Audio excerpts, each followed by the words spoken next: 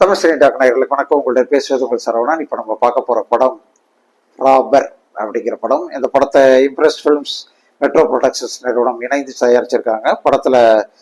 Metro படத்தில் ஹீரோவாக நடித்த சத்யா, அப்புறம் தீபா சங்கர், ஜெயபிரகாஷ், சென்ராயன், டேனி, போப், பாண்டியன் மற்றும் பலரும் நடிச்சிருக்காங்க.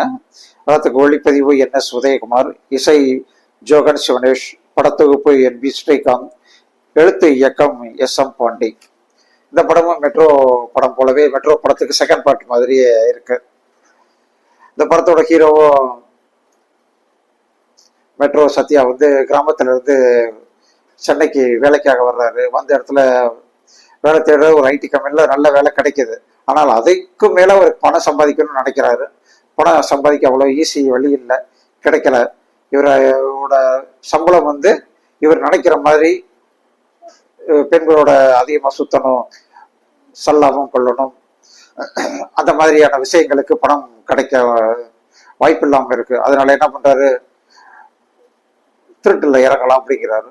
திருட்டு ரொம்ப ஈஸியாக வீட்டை பூட்டிட்டு போறதுக்கு பதிலாக போற இடத்துல செயின்ஸ், தாய்மார்களின் கழுத்தில் இருக்க செயினை பறிச்சுட்டு போகலாம் அப்படி சொல்லி பார்த்து ட்ரைனிங் எடுத்து கடைசி அதில் குதிக்கிறாரு. இப்படியே செயினை பறிக்கிறாரு, போறாரு, கொள்ளையடிக்கிறாரு. அந்த செயினை ஒரு இடத்துல போய் கரெக்டாக விற்கிறாரு, காசை வாங்குறாரு, சம்பாதிக்கிறாரு, பொண்ணுகளோட ஹோட்டலில் ரூம் போடுறாரு, என்ஜாய் பண்றாரு. அவ்வளோதான். செம்ம ஜாலியா இருக்காரு அந்த மனுஷன்.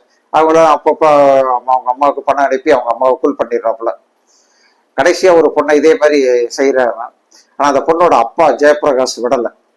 அதே சமயம் இவர்கிட்ட நகையை வாங்கி பணம் கொடுத்து நகையை வாங்குற ஒரு டீமுக்கு தலைவன் டேனி போப்பு. அவர் ஒரு பெரிய IT கம்பெனியில நல்ல வேலையில இருந்துகிட்டே இந்த வேலையை செய்யறாப்புல. அவர் டேனியை கொஞ்சம் பழச்சிக்கிட்ட நல்ல டேனி இவரை ஃபாலோ பண்ணி இவர் அந்த ஜெயபிரகாஷோட மகளை கொலை பண்றத வீடியோ எடுத்து ஜெயபிரகாஷ்க்கு அனுப்பிடுறாரு. இப்ப ஜெயபிரகாஷுக்கு இந்த வீடியோ போயிடுச்சு. இப்ப அவர் அடுத்து என்ன செய்ய போறாரு, அவருக்கு சத்யாவை என்ன செய்யறாரு, சத்யா அவர்கிட்ட இருந்து தப்பிச்சாரா இல்லையா அப்படிங்கிறது அந்த படத்துடைய கதை. இந்த படம் ஒரு இறுக்கமான ஒரு மனநிலையோடு முதல் காட்சியிலிருந்து கடைசி வரைக்கும் நம்ம பார்க்கணும். அப்படி ஒரு இறுக்கமான மனநிலையில இருக்க வச்சிருக்காங்க கடைசி வரைக்கும். இதுவும் ஒரு எடுக்கக்கூடாத படம் தான், எடுக்கக்கூடாத விதத்துல தான் எடுத்திருக்காங்க. ஒரு போதைன்னு சொல்லுவாங்க, மெட்ரோ படத்திலேயே ஒரு வார்த்தை சேர்த்திருந்தாங்க. அந்த படத்தையே நம்ம விமர்சனம் பண்ணும்போது இந்த படம் எடுக்கக்கூடாத படம் தான் சொல்லியிருந்தோம். இப்போ இதே தான் செஞ்சிருக்காங்க. இவங்களுக்கெல்லாம் என்னதான் தேவைன்னு தெரியல. இந்த இயக்குநர்களுக்கெல்லாம் காசு காசு காசு, நல்ல முறையில் சம்பாதிச்ச காசு தான் அவங்க கையில நிற்கும். இந்த மாதிரி போதைத்தனமான படங்களை கொடுத்து போலித்தனமான ஒரு சினிமாவை கொடுத்தால் அந்த காசெல்லாம் நிற்கவே நிற்காது. எப்படித்தான் சொல்றதுன்னு தெரியல. எவ்வளவு சொன்னாலும் புரிய மாட்டேங்குது உங்களுக்கு.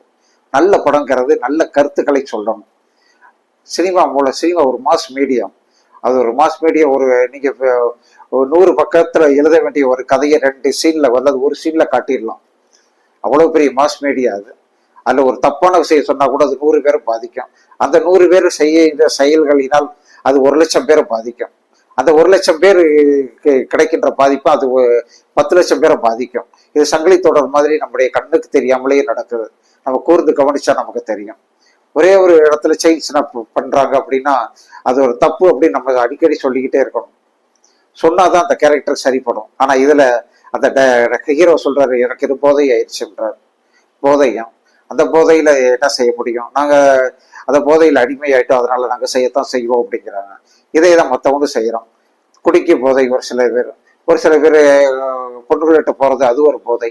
அது மாதிரி செயின் ஸ்நாச்சிங் ஒரு போதை. இந்த மாதிரி கதையை சொல்லி படத்தை கொடுத்துருக்காங்க. படத்துல அனைவரும் சிறப்பாக நடிக்க வைக்கப்பட்டிருக்காங்க. அதுல எந்த மாற்று கருத்து இல்லை. கடைசியா அந்த ஹீரோவோட அம்மா ஒரு நல்ல செயலை செய்யறாங்க. ஆனா அதுவும் ஒரு தப்பு தான், சட்டப்படி தப்பு. அவங்க செஞ்சுட்டு நேரம் ஜெயிலுக்கு போறதுக்கு எதுக்காக போய் அதை செய்யணும்? மகனை பிடிச்சு கொடுத்தாலே போதுமே. மகனை கொலை பண்ணிட்டு தான் செய்யணுமா? தேவையே இல்லை. மகனை போலீஸ்ல பிடிச்சு கொடுத்தாலே போதுமே. ஆனா அதையே செய்யாம கொலை பண்றாங்கன்னு தெரியல. இது ஒரு அரைவேக்கட்டுத்தனமான முடிவு, முட்டாள்தனமான முடிவு. அந்த பையன் ஜெயிலுக்கு போறதுதான் சரியான வழி. அவங்க அம்மாவே பிடிச்சு கொடுத்தாங்க அப்படிங்கிறது ரொம்ப சிறப்பு. இல்ல ஜெயிலுக்கு போயும் மறுபடியும் இப்படி செய்யறான் அப்படின்னா அது போலீஸ்ல விட்டுறலாம். அது அவங்க பாட்டு. அப்படித்தான் கதையை சொல்லணும். இப்ப இவங்க சொன்ன கதையை படி பார்த்தா தியேட்டர்ல படம் பார்க்குறவனுக்கு என்ன தெரியும், சரி செயின் ஸ்னாப் கூட ரொம்ப ஜாலி தான் போல இருக்கு, ஒரு த்ரில்லிங் தான் போல இருக்கு, அது ஒரு போதை ஆயிரம் போல இருக்கு அப்படின்னு தான் நடப்பாங்க. அவங்களுக்கு நல்ல விஷயத்த சொல்லணும். திரும்ப திரும்ப நாங்க எல்லா விமர்சனத்திலையும் இதைத்தான் சொல்லிக்கிட்டு இருக்கோம். நல்ல விஷயங்களை மட்டும் சொல்லுங்க, கெட்ட விஷயங்களை சொல்லாதீங்க அப்படின்னு சொல்றோம். ஆனா இதுலயும் அதே செயின் ஸ்நாச்சிங் அதுல இருக்கிற நுணுக்கமெல்லாம் தேடி கண்டுபிடிச்சு எப்படி செயின் ஸ்நாச்சிங் பண்ணணும் அப்படிங்கிறத கூட இந்த படத்துல அழுத்தமா சொல்லியிருக்கிறது எந்த வகையிலும் நியாயம் அல்ல.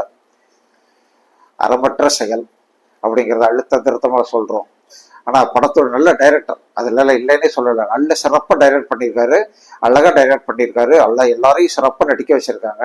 படத்துல பின்னணி இசை பிரமாதம்.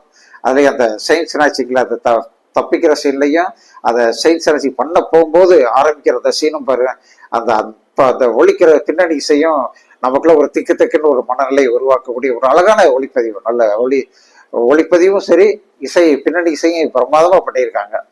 அதெல்லாம் இல்லைன்னே சொல்லல, ரொம்ப சிறப்பாக தான் எடுத்திருக்காங்க. தொழில்நுட்பமும் சிறப்பு, படத்தொகுப்பும் ரொம்ப சிறப்பு. அதுல இவங்க ஸ்நாச்சிங் பண்ற திசையிலெல்லாம் படத்தொகுப்பாளர் ரொம்ப அழகா பண்ணி எப்படியாவது ஒரு டென்ஷன் ஆக்கணும் அப்படிங்கிறத சொல்லி நமக்குள்ள டென்ஷன் ஆக்கி விட்டுருக்காங்க. அதுல எல்லாம் இல்லைன்னே சொல்லல. ஆனால் படம் என்ன சொல்ல வந்திருக்கு அதுதானே நம்ம முதல்ல பேசணும். அதுதானே பத்திரிகையாளர்களுடைய பங்கு, அதுதானே அவர்தானே பத்திரிகையாளர்கள் கடமை. அந்த வகையில் இந்த படம் தவறான படம். இந்த வாரம் வந்த படத்துலயே இப்படியே 3 படம் வந்திருக்கு. இந்த படமும் ஒண்ணு, இதுக்கு முன்னாடி ஸ்வீட் காட்டு, அப்புறம் பெருசு, 3 படமுமே தமிழ் மக்களை மடைமாற்றக்கூடிய ஒரு கெட்ட படமா வந்து சேர்ந்திருக்கிறது ரொம்ப ஆபத்தாக இருக்கு. இப்படியே ஆபத்தான படங்களா கொண்டு வந்து கொடுத்தா எப்படி, இதை எப்படி நம்ம பாராட்ட முடியும்? இது இப்படி உள்ள ஒரு நாட்டுல நடக்குது பாத்துக்கங்க அப்படிங்கிறது ரொம்ப தவறான விஷயம். அதை ஏன்னா வெளிச்சம் போட்டு காட்டுறீங்க? எதுக்கு நடக்கிற அசிங்கத்தை எல்லாம் காட்டணும்? இப்போ உங்க வீட்டுல ஒரு பொண்ணு ஓடி போச்சுன்னா நீங்க எல்லார் வீட்டையும் கூப்பிட்டு என் பொண்ணு ஓடி போச்சுன்னா சொல்வீங்க? சொல்ல மாட்டீங்கல்ல. உங்களுக்கு ஒரு நியாயம், அடுத்தவங்களுக்கு ஒரு நியாயமா? உங்க வீட்டுல ஒரு தப்பு நடந்தா நீ சொல்றது இல்லை, ஆனா இன்னொரு வீட்டுல நடக்குது அதை காட்டுறேன் அப்படி சொல்றதுல என்ன நியாயம் இருக்கு? அதை காட்டாம இருந்தா தானே வளர்கின்ற சமுதாயத்துக்கு தெரியாமல் இருக்கணும். சில விஷயங்கள் தெரியாமல் இருந்தால்தான் நல்லது. நீங்க இப்ப செயின் ஸ்நாச்சிங் அப்படின்னா இப்ப இந்த படத்தை பார்த்துட்டு எத்தனை பேர் செயின் ஸ்நாச்சிங்ல இறங்க போறான்னு தெரியல. வர இறங்கிட்டாங்க, முடிஞ்சு போச்சு. யாரோ ஒருத்தர் செஞ்சாலும் முடிஞ்சு போச்சு மேட்ரு. ஒரு அவனால ஒரு 10, 20, 30 பேர் கண்டிப்பாக பாதிக்கப்படுவாங்க. வெட்டி வேலை. ஒரு நல்ல படத்தை கொடுக்கப்பா, நல்ல கதையம்சத்தோட கொடுக்கப்பா, குடும்பத்தோட உட்காந்து பாக்குற மாதிரி கொடுக்கப்பா, குடும்ப கதைகளை கொடுக்கப்பா, கொண்டாடுறதுக்கு மக்கள் இருக்காங்க. இதெல்லாம் ஒரு 10 என்ன மாதிரி படம், குடும்பத்தோட உட்காந்து பார்க்க வச்சாங்கப்பா அந்த படத்தை. எவ்வளவு அழகா இருந்துச்சு பாரு. என்ன மாதிரி படம் எடுத்துக்கிட்டு இருக்காங்க. ரொம்ப அசிங்கமா இருக்கு, பேசுறதுக்கே அசிங்கமா இருக்கு. ஆனாலும் படத்தை கொண்டு வந்துட்டாங்க, ஒன்றும் சொல்றதுக்கு இல்லை. இந்த படம் ஒரு சிறந்த இயக்கம், நல்லா பண்ணியிருக்காங்க. அந்த டைரக்டருக்கு மறுபடியும் சொல்றோம், அந்த டைரக்டருக்கு நல்ல டைரக்ஷன் வருது, நல்ல டைரக்டர். ஆனா இதை விட ஒரு நல்ல படத்தை, மக்களுக்கு தேவையான ஒரு நல்ல குடும்ப கதையிலோ அல்லது மக்களுக்கு தேவையான கருத்தை சொல்கின்ற படமாவோ கொடுத்தாருன்னா அவருக்கு அவருடைய இன்னும் நல்ல பேர் கிடைக்கும், அவருடைய வாழ்க்கையும் ஒரு ஒளிமயமா இருக்கும் அப்படிங்கிறத சொல்லிக்கிறோம். நன்றி, வணக்கம்.